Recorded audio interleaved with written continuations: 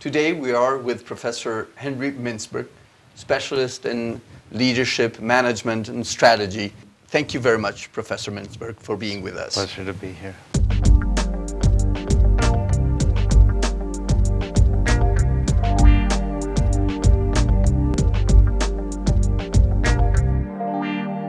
You've researched and wrote on many issues. One of them is on management.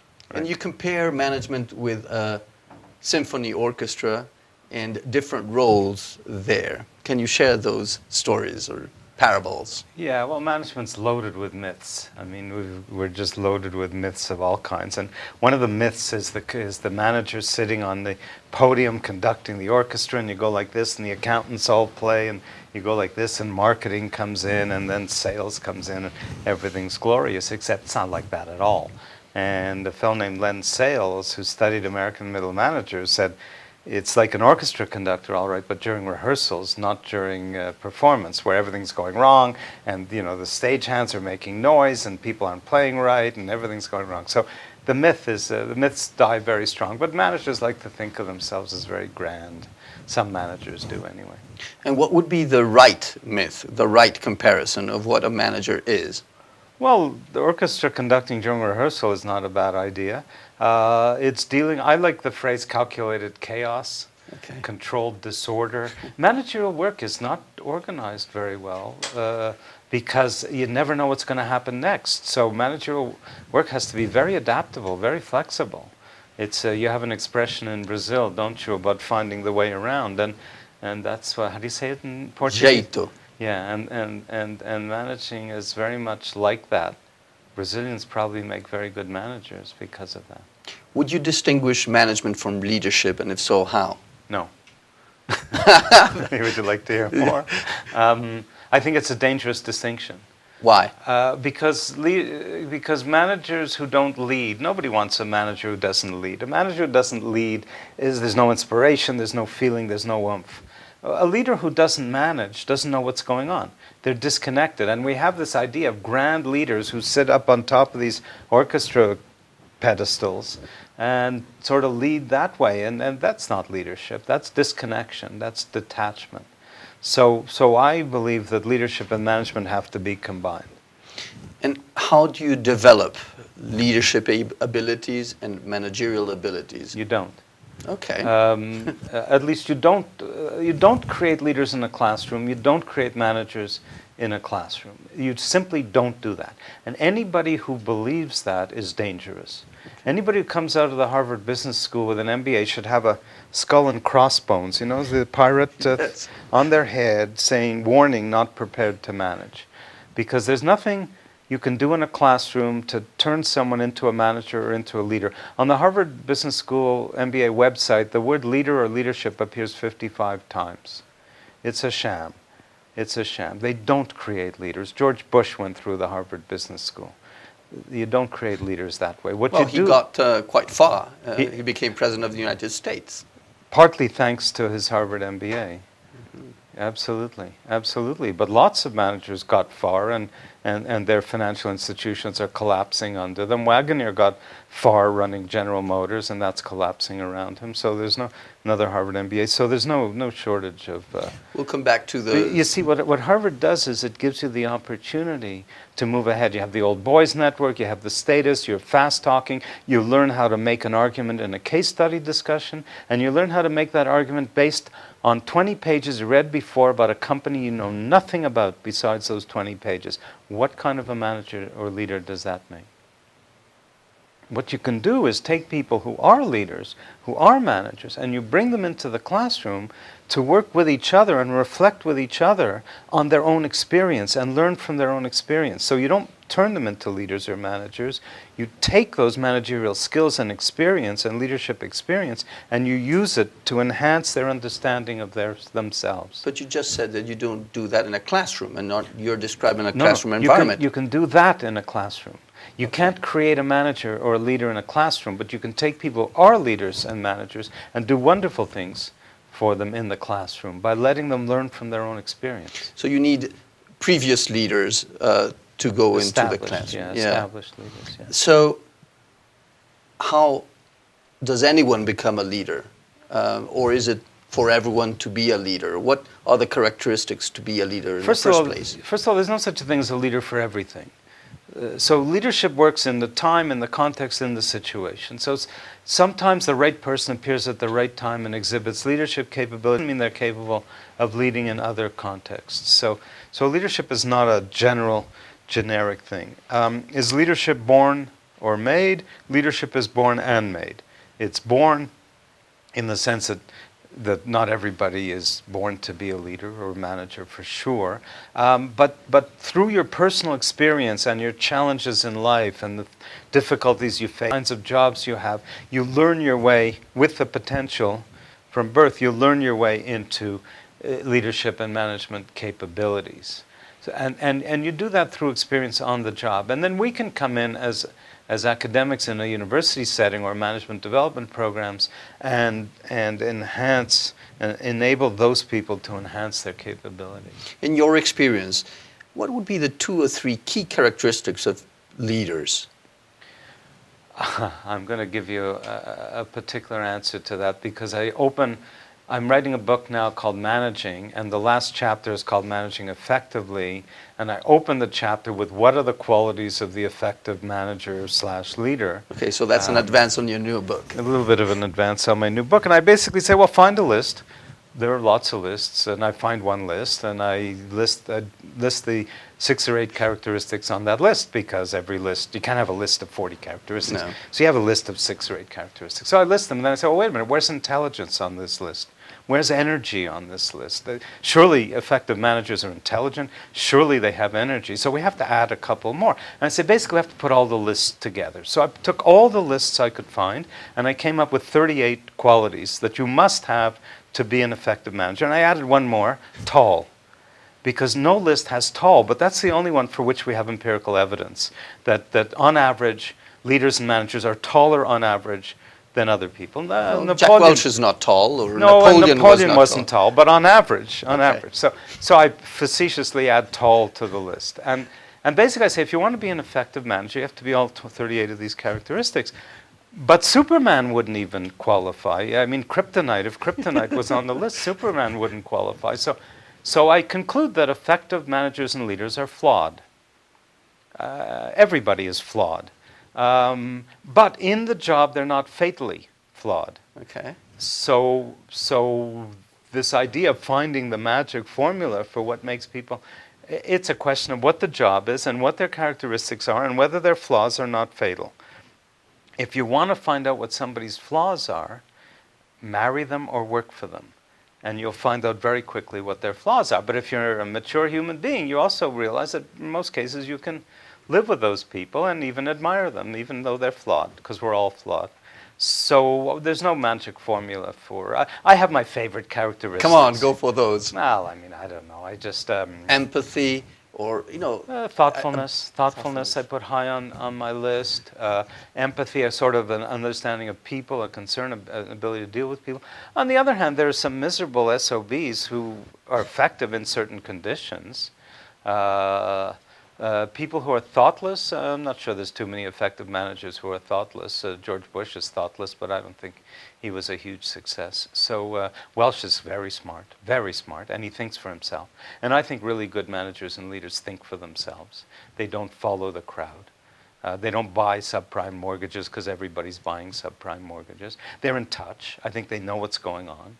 I think they don't micromanage. They just know what's going on. There's a difference between micromanaging and knowing what's going on. What about Machiavelli's principles, of people that really use and abuse power? And can be very successful for a time. But you know, we have an amazing ability to tie ourselves in knots. You know, what's his name in Africa? What's his name? The guy who's just screwing up something awful in, I can't think of his name, you know, okay. Just north of South Africa. I mean, the man is a monster. The man, or Idi Amin, these people are monsters. But they hold power through Machiavellian kinds of things. Other people maneuver very effectively through Machiavellian kinds of things. But the leaders in the world who I admire today are people like Kofi Annan when he was running the UN, or Merkel in Germany. Very quiet, thoughtful, low-key, not these big rah-rah hero kind of stuff. I think that's just a huge problem. Even Obama, I think, is... I was going to ask, how do you compare Obama with George Bush and tie that into their education and their upbringing? Aside from height, they're probably both quite tall. At least Obama's quite tall. I think Bush is fairly tall, too, from what I can gather. Aside from that, I think that's wins, other than having 2 ears and 1 nose. And so I can't compare Obama with George Bush. Obama's a totally thoughtful guy, surrounded, from what I can gather at a distance, surrounded by very well-chosen people. If you had to decide this election campaign on one criterion alone, which is a very important criterion, which is who has the ability to manage the government, to deal with the complexities of government between McCain and Obama, it's no contest. Obama ran an amazingly brilliant campaign with very good people around him. McCain screwed up left and right, every which way. Just showed no ability. I have some admiration for McCain, but showed no ability whatsoever to manage. What the admiration for McCain comes from? Where does it come from? Well, I think he's an honest guy. I also think, other than during this election campaign, he thinks for himself. He has the courage to take his own stance. I don't often or always agree with his own stance, but at least he had the courage to take some stance on his own. So I think the man is a decent human being. I think he was in the wrong place. I think it was a bad choice for him to run for the Republicans. And what's your assessment of the world crisis from a management point of view? The world crisis is a management crisis. Okay. It's a fundamentally management crisis. Why?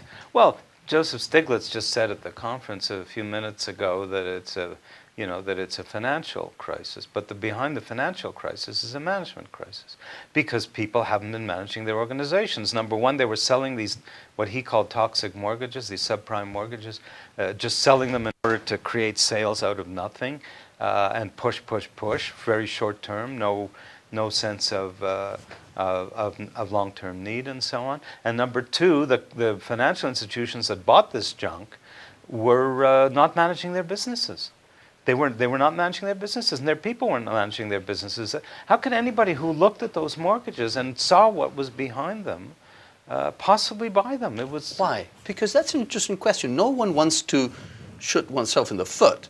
So there must be a reason in the whole system that created this perverse incentive. Everybody was doing it, so therefore you do it. Everybody's doing it, therefore an MBA is a good thing. I think an MBA is a bad thing. I think an MBA creates it's great for learning business, it's wrong for learning management, the way they're conventionally designed. But everybody's doing it, therefore you have to do it. Very conformist, tremendously conformist attitude, and that pervades the practice of management in the United States today. Very conformist. And if you look at the people who you bring to this conference, like the guy who built up the Grameen Bank or whatever, these are people who think for themselves. These are not people following the crowds. They break paradigms. They break paradigms. Say, look, an economist, the role of an economist is to create categories, and the role of a strategist is to destroy categories. So economists create SIC codes and so on to have all the industries nice and neat, and the strategists come along and screw it all up by combining industries and merging things together. And that's, if you look at something like, people say, what's an example of a good business strategy? Yeah. I say IKEA. IKEA is amazing. Look at what IKEA did. They went into the furniture market, and they just grabbed the huge part of the market with a totally original strategy. Very unusual, very creative, very interesting, very appealing. You know how long it took them to develop that business model? No. A Swedish friend tells me 15 years. 15 years. You know how they came up with packaged furniture, knockdown furniture? They were trying to get a table into a car. Or truck, I can't remember. They were trying to get, and they couldn't get it in, so they took the legs off to get it in. And they said, gee, wow, if we can't get it in, what about our customers? And that's where the idea of knockdown furniture came from. You learn from experience. It's not genius. But if a manager's sitting in an office reading financial statements, he doesn't think of things like that. Okay. You said the MBA is not the way to learn management. if you were to advise a 20-year-old, 22-year-old that just graduated from college and wants to get into management, what should he do? Well, I do this all the time. I do this all the time. They never, ever take my advice. Because That's right, once again, for all the people that are watching us all over Latin America, what advice would you give them to have a successful career, break the educational paradigms of the MBAs and the like? Basically, I say, if you want to be a manager, earn your stripes. Earn your managerial stripes. Work in an industry that you like. Work your way up. Prove that you have managerial capabilities. Then when you're in a managerial position, come to us. We have wonderful programs for you to learn from the experience you're getting on the job. But you're not going to learn management at the Harvard Business School or Wharton or McGill or anywhere else in a young person's MBA. Now, EMBAs, for older people, take the right people. But usually they just replicate. The Wharton, your own school, I have to say this, but Wharton boasts on its website that you get the same thing in the EMBA that you get in the MBA. We don't shortchange you. You get the same thing. And I'm saying, you're telling me that you take a 22-year-old person, or you take a 35 or 40-year-old person in a managerial job, and you can do no more with them than you do with 22-year-olds with no experience at all? I would be ashamed to say that on my website. It seems that their view is, we throw you stuff. So we throw you the same stuff, whether you are 25 or 40. We fill you up with management knowledge. Except it's not management knowledge, it's business knowledge. They do very well. You want to learn about marketing, finance, accounting, those things, terrific. Wharton's great, Harvard's great. You really learn about those things. What you learn about management is distorted. You've seen a lot of U.S. presidents. Which one would you spot out as a leader and a good manager? Roosevelt was a very shrewd, clever president, I think, really knew what was going on. His ability to get information was apparently phenomenal, just pulling it out of people, knowing what's going on. So Roosevelt was a very interesting example. I think Kofi Annan in the United Nations, very interesting example. A guy came out of the UN, was respected in the UN. You know, if you what did he accomplish? What did he accomplish? I think he stabilized a lot of things in the UN. And I think if the American administrations were half thoughtful, they would have worked with him instead of... You say that the way we name things have an impact on how we treat them. And an example of that is the name of pedestrian freight that was used in the old railways. Human resource appears to be a very strong name for people, for human beings. What are the implications of using that name? That you fire them left and right and don't think twice about it. People are resources, so you don't need them, you throw them out the door. I'm not a human resource. I think it's an insult to call me. I don't call you a human resource. Don't call me a human resource. I'm a human being. You're a human being. We're people. So people say, well, what are we going to call our department? I say, call it the people department.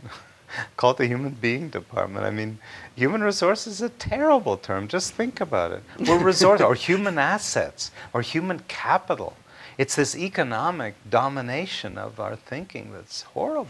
If you called it people department, of human being department, what would be the two things that you would do differently within that department? You would still have to pay the salaries. You would still have to train people and try to... Well, I'll give you one thing because it's big. It's a big one. I think the most effective way you could change organizations dramatically is by, and I don't usually have magic bullet solutions, but this one would make a huge difference, is when you select managers, whether it's first-line supervisors or chief executives or anybody else, you listen to the voice of the people who know them best, namely the ones who have worked for them. How often do we choose managers or choose chief executives and even just listen? I'm not saying elect them.